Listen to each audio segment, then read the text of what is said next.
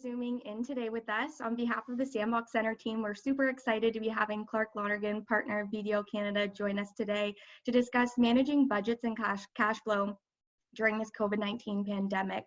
For those who haven't been acquainted with me or the Sandbox, I'm Mackenzie. I head up marketing and public relations, and I'm one of the 5 team members of the Sandbox. And the Sandbox is located downtown Barrie. For those who haven't been in our beautiful space, we connect people and their ideas to business resources on their journey to success. So before we get started, I just wanted to go over a couple of quick housekeeping rules for our attendees joining us today. Attendees are muted as they come in. We'll be taking questions throughout, so we encourage you to use the Q&A feature that's just at the bottom of your screen. Whenever you have a question, pop into your head. Try to refrain from using the chat. We'll be facilitating the questions using the Q&A feature as they come in. And a recording of this webinar will be provided to you once it's finished, so you can look back at the resource if you need. Would love to thank all of our community partners for supporting with sharing our events, like the Barrie Chamber of Commerce, Small Business Center of Barrie, Orillia and Simcoe, the Grand Erie Business Center, Oro Madane Chamber of Commerce, and many more. We really appreciate all of your support. And a final thank you to our sponsor, BDO, for taking the time to provide us with this valuable information today. I think many business owners are now looking to get more information on how to sustain themselves during this time. So without further ado, I'd like to introduce Clark Lonergan of BDO Canada. Clark joined BDO in 2018 to help grow their advisory and consulting practice in Toronto. With a wealth of experience and specialized knowledge, Clark combines strategic and tactical financial expertise and strong qualifications in formal and informal restructuring, operations, and P&L management.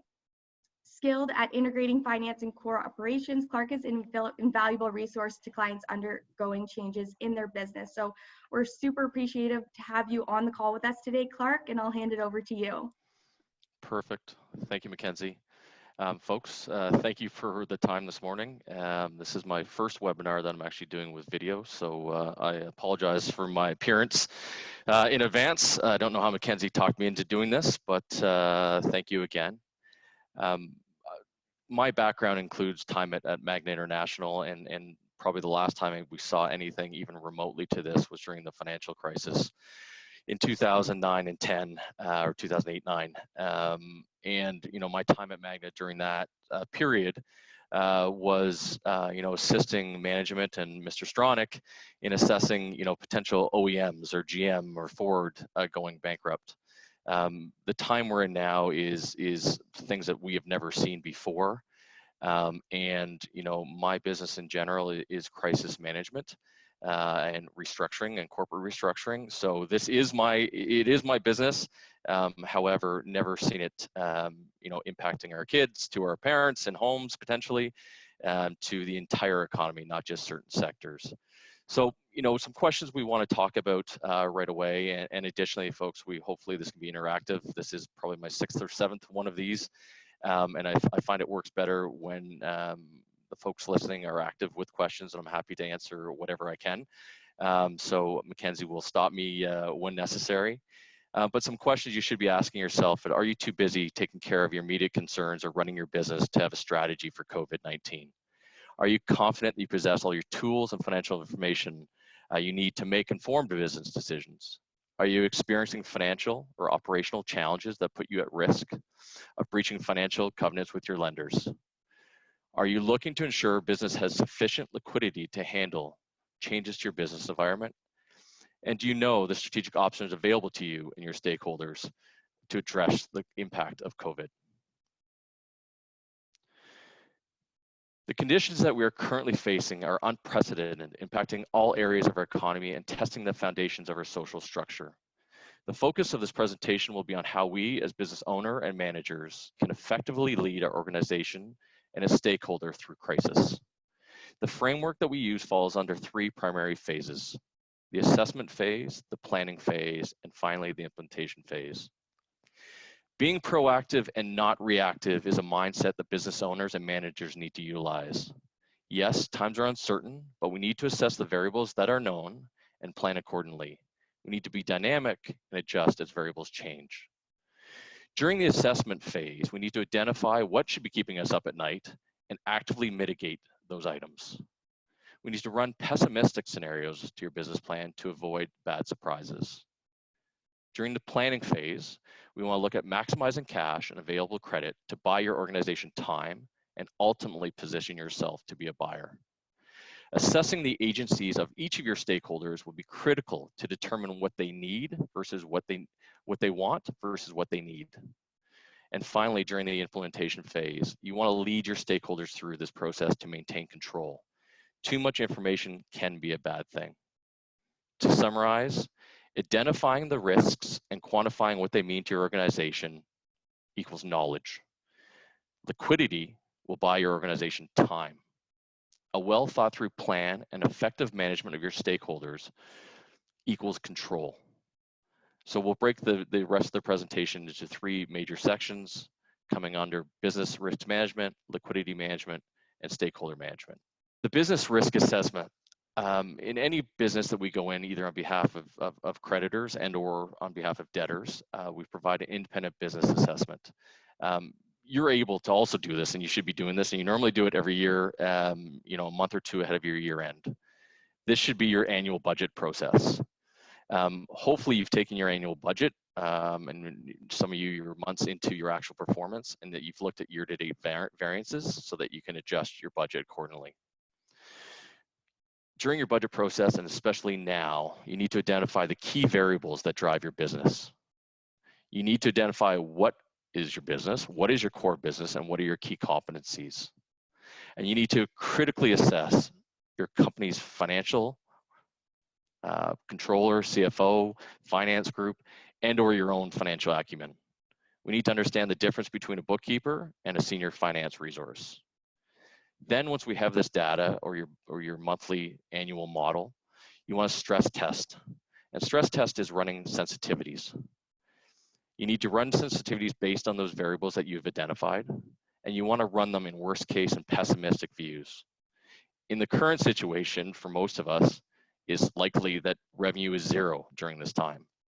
So it's key to run your models and run your budgets to see what happens when it's actually no revenue going forward. From that, you'll be able to see, even if it is negative, how negative it is and how bad will it get. From a finance perspective, we need to understand the difference between the P&L, the balance sheet, and the cash flow, and how they tie together. That stress testing will translate into the company's current liquidity position and its go-forward runway. I'll discuss this in greater detail as we flip to the liquidity management section of this presentation. Finally, and most important with the business risk management, is capital structure. Debt versus equity. How well capitalized is your business? How much equity, how much debt, how much available credit do you have? Personally, for companies that are owner and operator or even smaller corporations, the lines between what is personal and what is corporate tends to blur. So personally, what money you have on the sidelines, or called dry powder, is also of key importance during this time. A strong capital structure going into this process will assist your organization not only surviving, but potentially positioning yourself to be a winner. Currently, everything is doom and gloom. I think over the coming, if you look at the BDO website, it's all strategies of how to react, how to mitigate, how to survive. I think over the coming weeks, you'll start seeing more and more articles or thoughtware surrounding opportunities. Currently, everything is doom and gloom. The opportunities will present themselves. People with the strongest balance sheet will be able to actually take those opportunities, run with them, grow with them. If we look historically through even the Great Depression, if it's J.P. Getty, the Rockefellers, the Kennedys, the people that had that balance sheet were able to be opportunistic, buy assets that were not currently available or previously available, buy human capital that was not currently available, and really come out of this process well positioned to succeed in the future. So again, I know we're all focusing on the doom and gloom, but there will be an opportunity for those folks that are well positioned. And then from your business plan, and once it's stress tested and you know your runway, is putting together a long-term, medium-term, and short-term plan to give yourself a longer time horizon to plan, help make decisions go forward. And finally, which we'll deal with on the final section, is stakeholder management. Liquidity management. You know, I'd say 8 out of 10 calls that we're currently getting is on liquidity. What can we do to assist us through this process? The government is doing unprecedented things in terms of the quantitative easing, both personal level and at the corporate level. We won't spend a lot of time going through the government incentives today. There may be questions, but you know, if it's BDC, EDC, if it's the $40,000 loan from the banks to assist short term, if it's the workforce strategy, 75% reimbursements of human capital. There is unprecedented amount of programs out there to assist in the company's liquidity. However, that's just one piece of it. You need to have a weekly cash flow. And why weekly? Well, your monthly models that you currently have are most likely done on an indirect method, which is basically just changes in your balance sheet. When we get into time of crisis, we need to manage our cash flow on an R&D basis or a receipts and disbursements basis, which actually ties it critically back to what we're receiving, who we're receiving it from, and when we're receiving it from, who we're paying, when we're paying, and why we're paying. So in the indirect, you don't get that kind of data. On an R&D, you do. And why weekly? Well, your monthly model, again, when you have tons of liquidity, it's insignificant where you normally operate within the month, just where you end up at the end of the month. When things are tight and or you're trying to identify what your peaks of liquidity may be, you need to understand weekly within the month. When do you pay your payroll? When do you pay your rent? All these kind of things can have dramatic impact on liquidity constraints within specific months. You need to take your P&L, examine it on a detailed basis, on a trial balance basis, and look at exactly what you're spending and who you're paying on. You want to tie that back to your core business or your key competencies. This will help you determine who you need to pay, when you need to pay them, and additionally for opportunities to potentially either lend and extend and or not pay or even reduce it all in certain P&L. Look at fixed and variable expenditures and their impact on your business. In normal conditions, cuts to your variable costs can be done quickly with minimum impact to your business. Cuts to your fixed cost normally translate into major changes in your business. We talk about 13-week cash flows. Why 13 weeks? Normally, that's the most accurate period of time for you to forecast and provide visibility. 3 months, you roll forward on a weekly basis, monthly basis, so you always have this called a rolling 13-week cash flow. You need to tie that into your monthly model so that you have a holistic approach or a holistic picture of what the year means as it's broken down into smaller pieces and bite sizes. If your cash flow, your weekly cash flow, which is normally more accurate, if it doesn't tie into at least your cash balances or some of your working capital items in your monthly model, then you're actually, your ability to rely on that monthly model gets less and less. So again, once you have these different tools, you must tie them back to make sure that your short-term vision or your short-term decisions, if you're making them translate into longer-term decisions or what it looks like in a longer vision, that your monthly model also ties into your cash flow. Understanding the weeks, and again, tying back to your understanding of your accounting and your P&L, your balance sheet, and your cash flow statement, how they tie together. When you look at your weekly cash flow, you need to understand that your first 8 weeks of your cash are normally driven primarily by your balance sheet. So what AR do you have coming into this process? What AP do you have coming into this process? What's your credit line at? When do you have to make payments? Those will drive your in and outs probably for the first 8 weeks, not your P&L. Your P&L tends to drive weeks 8 to weeks 13. And again, no sales now, although it will eventually hurt. In the short term, it doesn't, because again, your cash is primarily driven from your collection of your current balance sheet or your payment of your current balance sheet. So again, we want to understand what that means, but understanding that weeks 8 to 13, if you don't have revenue, understand that you need to make the cuts now, because your payroll, your service is for usually services now and or inventory you're producing now. So, having the holistic approach even through the entire period of the 8 to week 13 is very important as well. You understand what it means to not pay.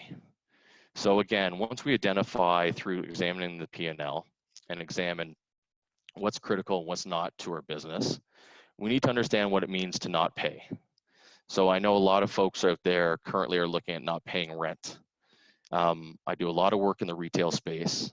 The danger in the retail space is these are contracts. And so when you don't pay, usually some of them have a cure period of 30 days to make that payment. But again, say we don't pay for 2 months. So we're now in breach of a contract. So again, the short-term answer may be to save as much money as possible to make us or allow us to survive. But when the dust settles and you come out of this process, you're now in violation of your lease. So again, if you're a retailer in a very hot area and it's a key location, you better hope that you have a real good relationship with your landlord, because you're in violation of your lease. So all the rights and remedies available to them are at their avail. So again, kicking you out, having someone come in paying more for the location is a risk, right? So we want to make sure that we assess holistically in a 360 view of what a payment means and what it doesn't mean. So looking at the contract, at the time asking for waivers. So we'll get into that again in the stakeholder management, but trying to assess the ask and then tying that with either waivers and or adjustments to the contract. The key concept during this period when we talk to CFOs and or finance and or business owners during this period is, I keep telling people you want to bend, not break. So, again, when we see payments made, do you have to make it? Why do you have to make it? Not just listening to the people, screaming on the phone, but the key is bending and not breaking. Make sure anything we're doing is not breaking the business, to make sure that there is a business coming out the other end. These cash flows, the 13-week cash flow with rolling working capital, is extremely important and vital to running your business. We've run billion-dollar companies with these cash flows, even when they have SAP and million-dollar kind of ERPs. So these cash flows allow you to run your business. Payment plans. Once you finally prioritize your payments and set up a framework, we want to make sure that we stick to them. So once you negotiate with your stakeholder and you have the payments in hand, make sure you model those out. Also, with having these models, you're able to be, dynamic. If someone says yes or someone says no, you can also adjust your model accordingly, and knowing what you can offer to the next person. Get assistance where necessary. You need to run your business. There are people out there and folks out there to help you deal with crisis. It is not normal. It is not it is a different mindset. We don't want to pay those that are just screaming the loudest. We want to understand those who are critical to the success of the business. Nonprofit organizations, for an example, we're doing a lot of work in that space currently. Most of these folks are not business people. They run their business, they get money in, arguably sometimes not the most efficient at times, because they're not business people, some of them. So, our advice to them is get people in there that can help you with cash flow, help you with analysis, because you're good at what you do. That's your business. You can't afford at this time to be inefficient, and having that weekly cash flow will quickly highlight that for you. And finally, we move to stakeholder management. Once we have the ask and have determined what is, what's the need, what's the runway, we need to then look at our stakeholders.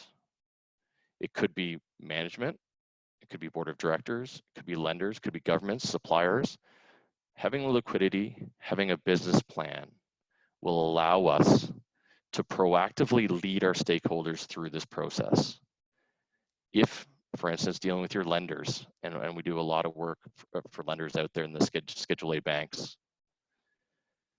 The more we lead them through the process, the better. The banks leading you through the process reduces your options and reduces control. So the first thing we go is do with you is work on identifying who is key, and again, what they want versus what they need. We tend to prepare a risk assessment or an agency risk assessment. And that's basically a fancy way of saying what they need.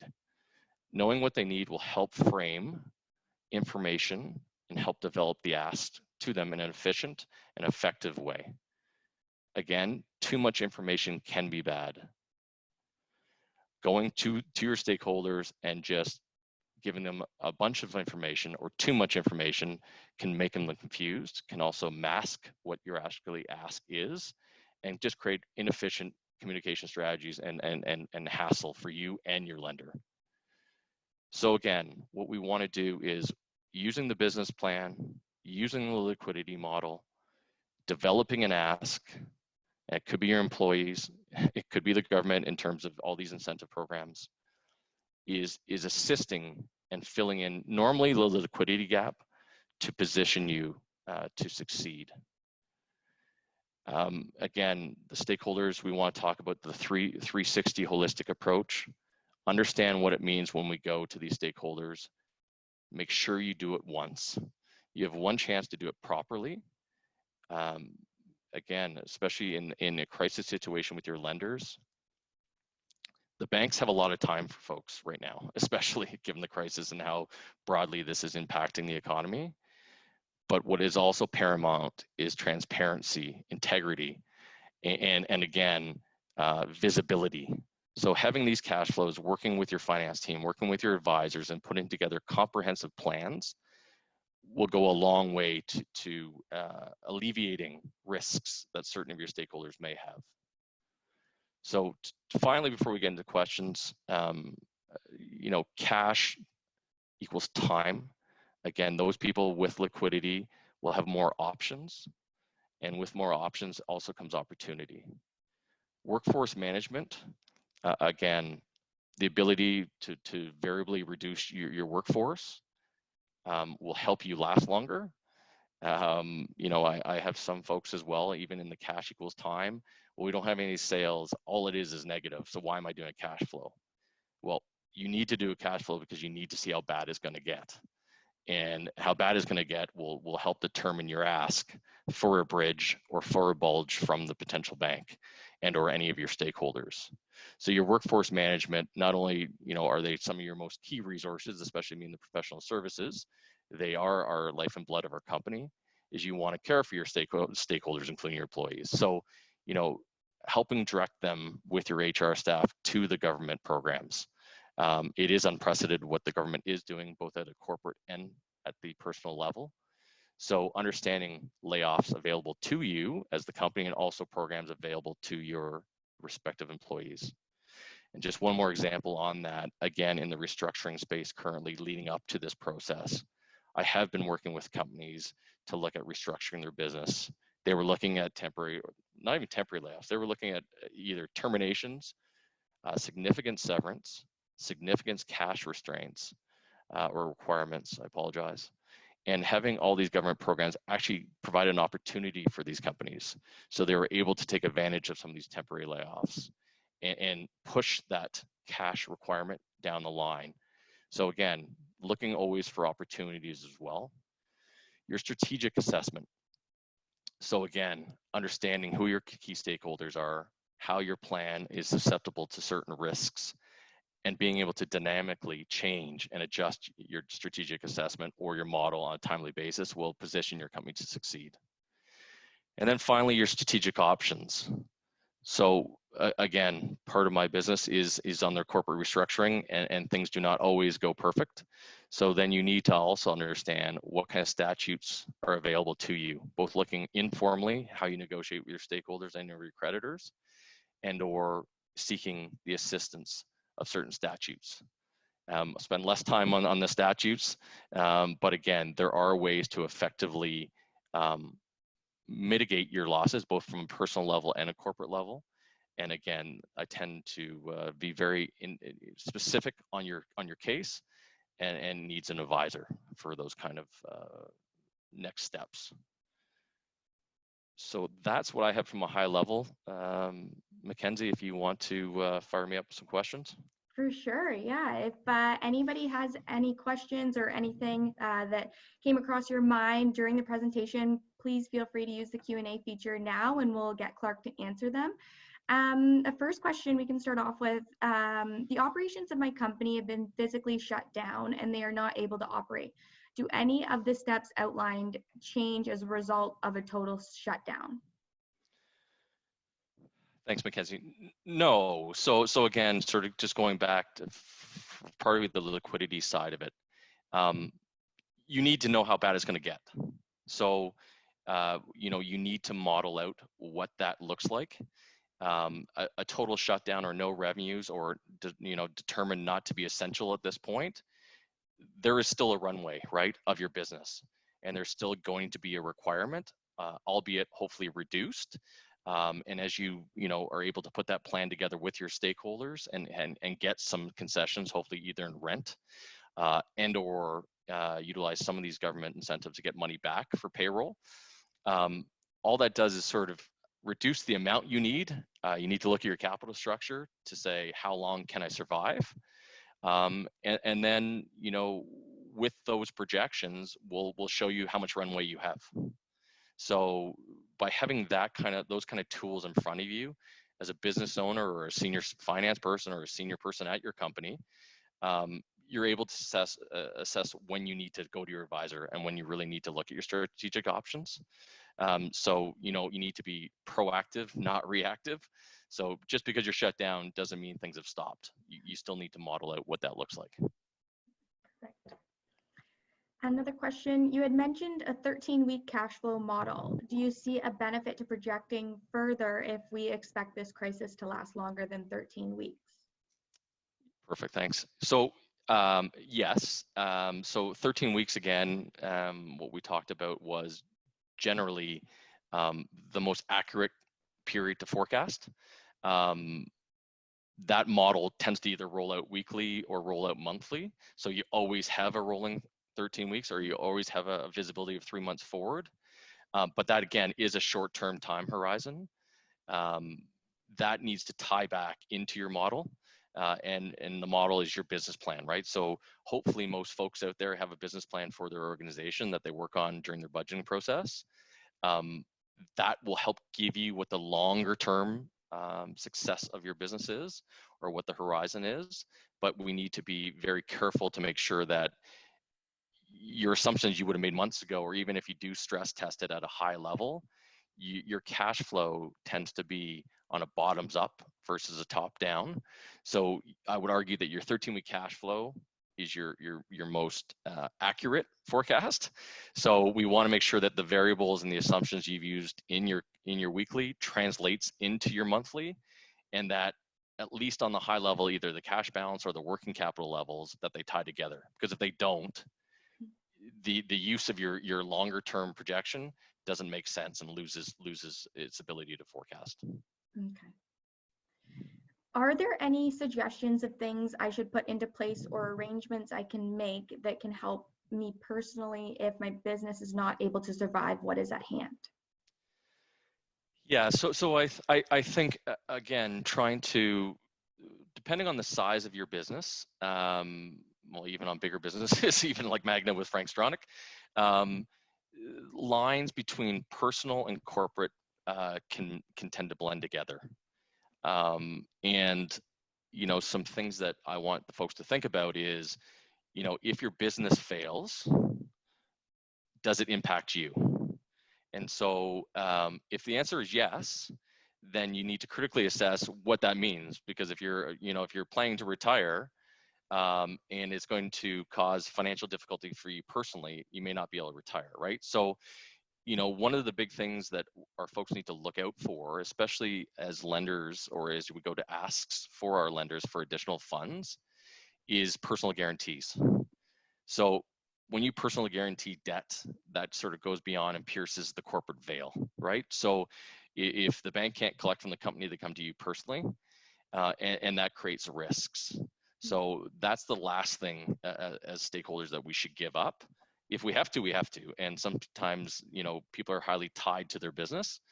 But, additionally from the personal side, that sort of dry powder or money on the sidelines, when you're putting money into the business, especially during these crisis times, good money after bad is not a good thing, as we know. So it's making sure we tie those things together with asks of the other stakeholders.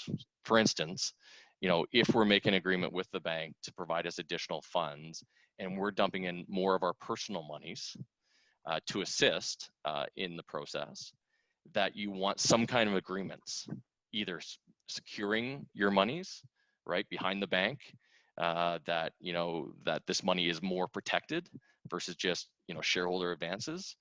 But you need to be very, very cognizant of the difference between you personally and as the corporate entity, and what you can walk away and what you can't walk away with. Perfect. Somebody is asking, in regards to a lease in a strip mall, how do you go about the process of breaking the lease but still pay rent due? I'm not sure if you could answer that question. So how can you break the lease and still pay rent? Yeah, I think it's a bit. So you technically you can't break it unless there's whatever the contract says is what you can do, and that's your rights and remedies. Not paying, not breaking the contract and still paying. Again, I don't truly fully understand that. But you have a contract, so you can't break it and then pay and go month to month. Like at that point, you're in violation of your lease. So maybe there's less remedies for the landlord to say he's out damages because they haven't received payment, but you're the same way, like you're in violation of your contract, so you're in violation of your lease. So I think the two are mutually exclusive. Okay. Somebody is asking, how do I estimate my projected income in a service biz, plumbing, no way to judge who will call when for emergency services? Sorry, can you just repeat the first part of it? How do I estimate my projected income in a service-based business? So for example, plumbing, no way to judge who will call when for emergency service.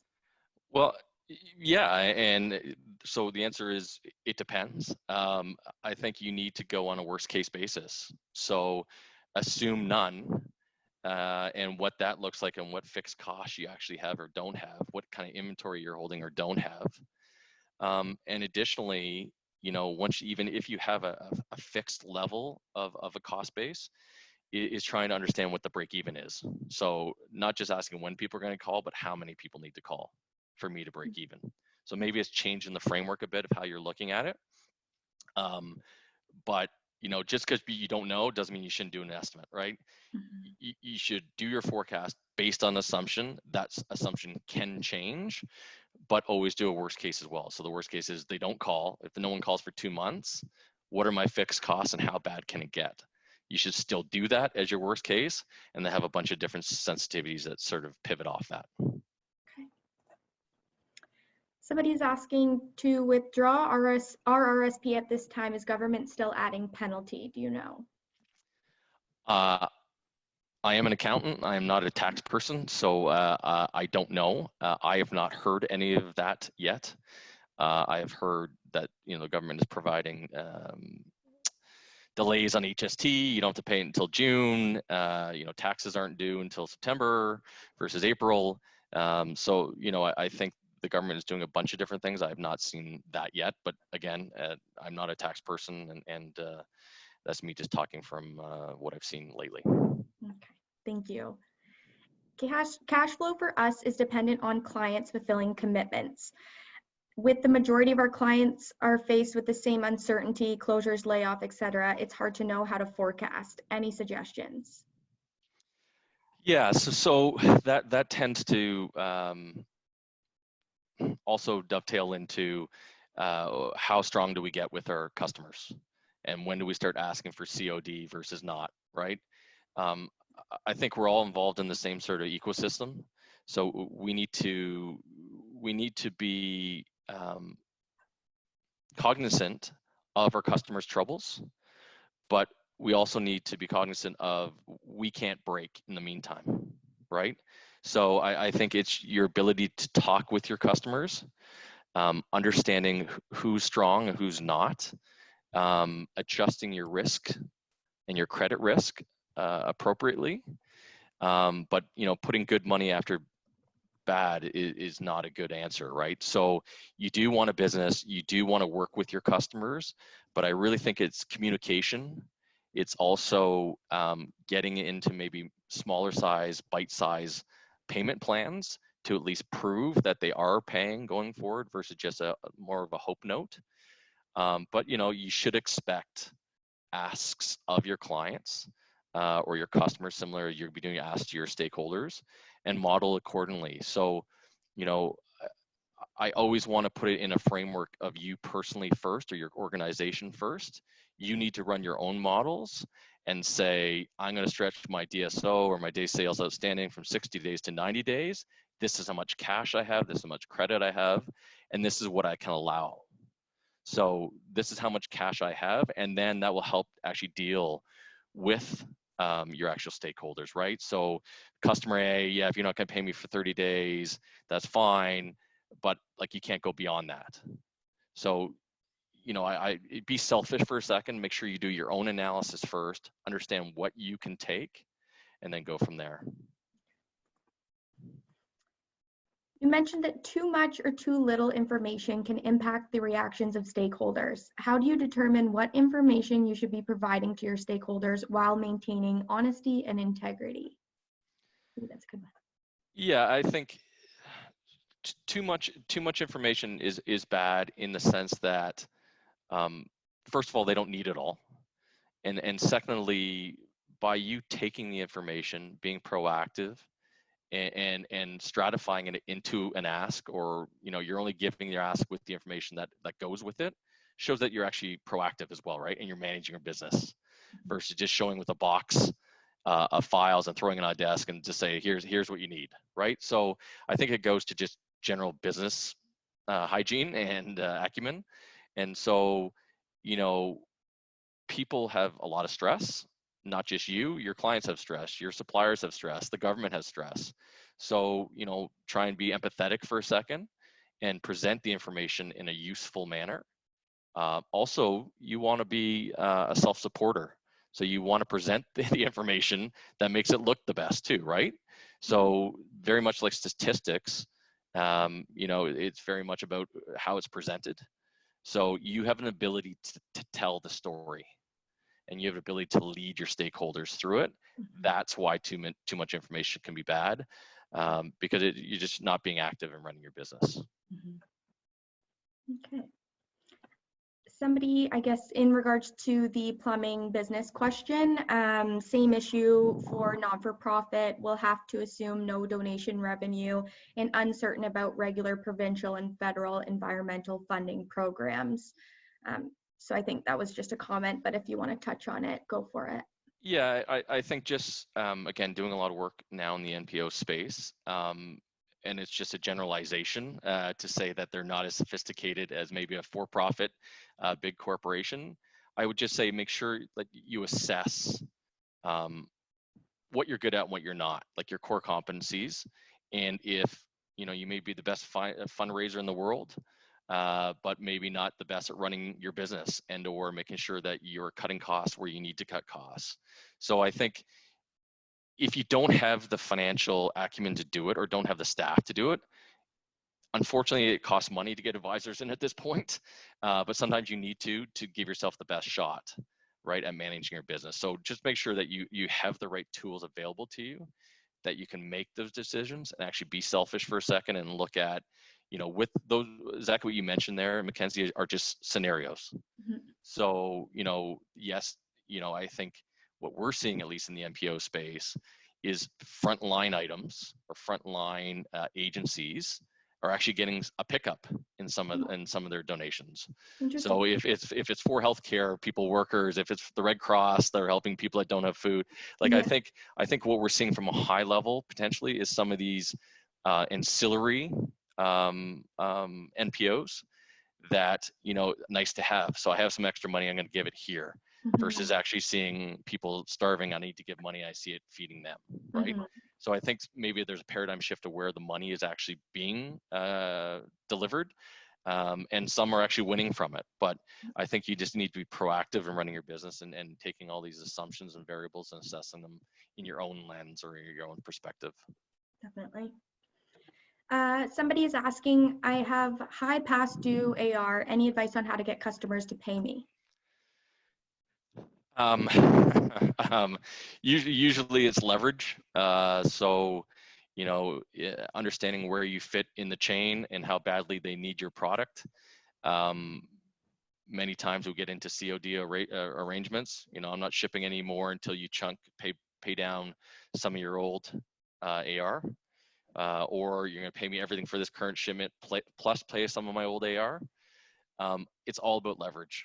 So again, understanding that people are stressed, understanding that this could break them as well. But we're all in this together at this point, and just making sure your exposure is not getting any worse.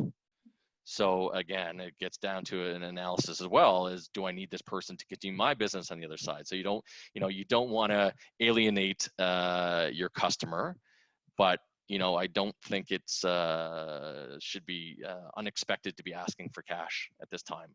So again, try not to increase your exposure, and try and get creative as to payment plans and or how to chip down at it. Somebody's asking, I am a retailer. Is it wise to cancel non-essential spending while we are closed, just to have to turn around and reactivate when we are open again, i.e. debit machine, internet, etc.? Yeah, so that's a great question. And, I think that also goes into even bigger CapEx. So if you're in the midst of already doing a build, what you do you stop? I think it all depends on your liquidity and your actual capital structure going in. So if you have the luxury of having excess cash, I think you just need to model out what kind of runway you have and what it means to make those payments. Because again, you're right, it could be inefficient coming out of the process, but if the process lasts for 4 months, can you actually handle that? And again, it comes down to I believe just a critical assessment of your business and an assessment of risk. And are you willing to take that risk? So am I willing to spend $1 now to help me be more efficient in 3 months from now, hoping that I won't need that $1 next month, right? You're taking a bet. But I think with the information, with analysis, with this cash flows and projections, it's an educated guess. And I think you can help define your framework of defining what's critical and what's not. Okay. And I guess on the same topic of weathering the storm, if you will, a question, I have personal funds available that I could inject into the business. Should I use those funds to allow the business to weather the storm? So, I know you were talking about the not-for-profits, some actually getting more donations right now because people have that extra money, but should they be using that to support? Yeah, and I think so. It got back to a little bit of the section we talked about earlier. Again, it depends on your ability, similar to your corporation, of how much money or liquidity you have available. I would be very wary of putting more money in without certain visibility as to future, and creating that ask appropriately that everyone is sharing in the risk. So we deal with it all the time, especially when you're dealing with your lenders and they're asking for, or you're asking for time and or money from your lenders. Putting money in also goes a long way to showing that you're both committed, and it will go a long way with your banks to saying that, it's not just the bank taking additional risk, but putting the hat on the owner for a second, is you want to make sure it's secured. So make sure you get those asks, not just a shareholder loan or a shareholder advance. And additionally, that everyone is sharing in it. So having a fulsome plan or a 360 holistic approach is hopefully you will have a signed off contract or agreement or forbearance, whatever you want to call it, that people all are agreeing to do things, right? So I'm going to put in $1 million if I get 2 months rent free, if I get $500,000 from the bank. is trying to tie those all together, that everyone is working together to get to a solution, not just you dumping in money to assist, to be that lifeline. Even though, you know, arguably people will say, you know, this is not a debt problem, this is an equity problem, this is your business. The bank is not here to run your business. The bank doesn't make any more money if you make more money, right? That is an equity upside. So again, it's just being smart and understanding what you can afford and how badly, if the company does break, does it also break you? So again, right, you're taking some of that liquidity out of you personally, so you may not get it back. Okay. A question, should we make any of our essential clients that are still able to work and have terms with us now pay COD? Yeah, so again, it gets back to that point that you need to have a business coming out of this, and it's leverage. So, you know, alienating a client to pay or demanding payment or holding ransom can impact you long term, right? So you got to look at it on a one-off basis. However, we should also examine things, right? Just because we did things in the past doesn't mean we have to continue to do that. Right. I have clients in the tech space that, you know, they had their payment plans, a 10% deposit, 30% this, 30% after that, different transaction. And I said, look, have you thought about asking for a bigger down payment? Like, we need 30% now, and maybe we'll reduce our pricing, right? So not just the early payment discounts, but you're changing the paradigm or changing the framework of how you want to collect.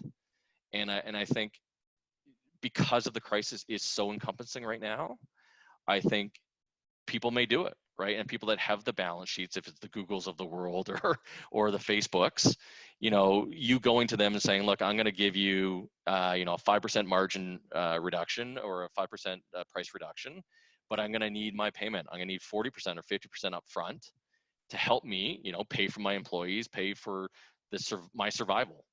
So I think if you're strategic and able to do that, I think there's opportunities, and there's many different ways to get to the finish line.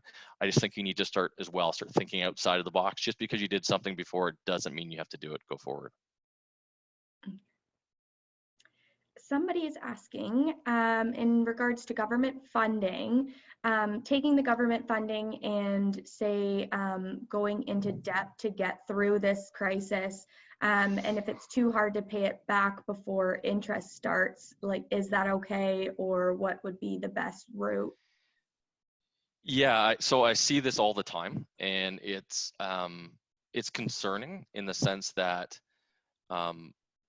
every question I'm getting is, what can I get from the government? What can I get from BDC? What I keep telling people, though, is this is debt. These are not grants. And so just because I'm able to get through this period and I don't pay my rent, say, for 2 months, like, it's not forgiven, right? So you're going to have this big bulge or this big nugget that you got to have to pay off for service. So I think you have to be very wary of what your long-term business plan looks like or your model looks like, and understanding, you know, especially for some smaller enterprises or organizations that I've worked with, you know, they're going to get $200,000 in debt.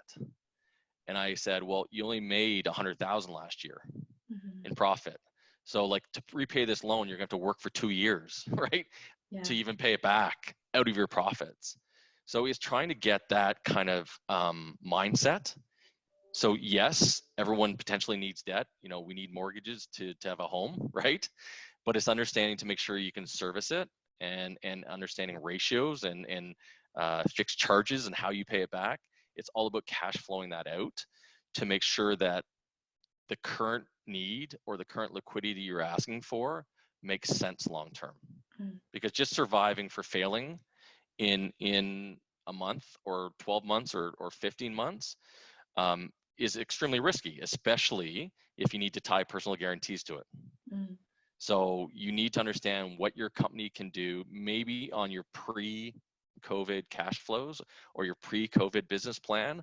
What would that business plan look like if you put 200% more debt on it? And how does that impact your value? How does that impact your cash go forward? Because the right answer may not be taking that money, right? The main answer may be going to find equity from friends and family, selling part of your business. You just got to look at it. Equity is usually very expensive because you're giving up ownership.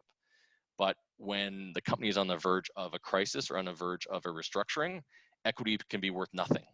So if it's shut down tomorrow, there's no value to the business. So equity can actually be very cheap. So we need to look at the difference of what a capital structure looks like, and you need to look at that long term versus the short term, understand if your business can take it, because taking debt is not always the answer. For sure.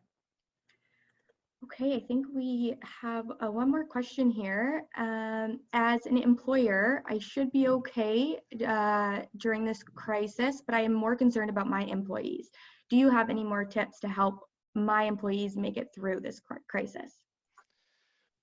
Yeah, and we're in the same boat as a professional services firm. Our employees are critical to our revenue as a partner, to our income.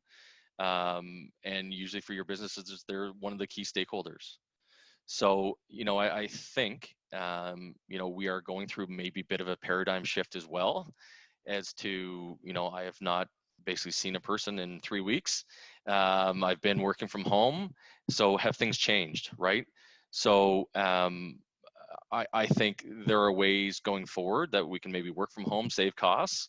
But additionally, there are government programs out there. I think being transparent, communicating with your employees. We're looking at flexible work days, 2 days a week, 3 days a week, 4 days a week. Is there any way to keep them, bending and not breaking, right? So, I've seen stakeholders put money in just to pay the employees. Again, it's what you can afford and what your balance sheet can afford.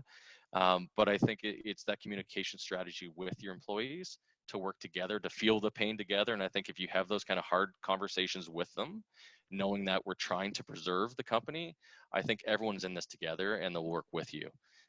But it's having that ask, right, and developing what the need is and who needs what. Because again, having that sort of strict, concrete framework doesn't work for everyone, right? So someone that may be going through a divorce, someone may have whatever, that you need exceptions. So one size doesn't fit all. So again, being dynamic, being able to change. But again, being selfish for a second, understanding what you can do, because helping out your employees too much and breaking the business doesn't help them in the long run. So I think there's government stuff we can look for, as well as, which was not previously available. So, EI is quicker. The CERT program is quicker. So there are things out there to make sure that, thankfully in our socialist side of our country, that people are taken care of. So I think it'll go a long way for those employers coming out of this that have actually taken care of their employees, and that we went through this together. I think we'll create those lifelong employees that we all look and strive for. Definitely. Yeah, I think just as like a conclusion to your whole presentation, I think the mindset side of this is really important, and being proactive and not reactive is super important. So with that, I'll just say thank you so much for providing everybody with some really valuable information today, Clark. I'll give it up to you for any last words if you'd like before we sign off. Yeah, no, thank you. Hopefully, again, this is at my home, so I know sound can go in and out depending on my Wi-Fi, so I apologize if any technical issues out there. But, doing nothing is not an option. So you got to be proactive. You got to actively manage your business to allow yourself a chance to succeed. And I think, there are tons of resources around to help. Know when to ask for help. And don't be afraid. Like, risk it. You need to. Things are tight. Be proactive. Make a choice. Again, analysis paralysis is a true thing. You do need to make a course and go with it, and make the best decisions based on knowledgeable and the right information. Right?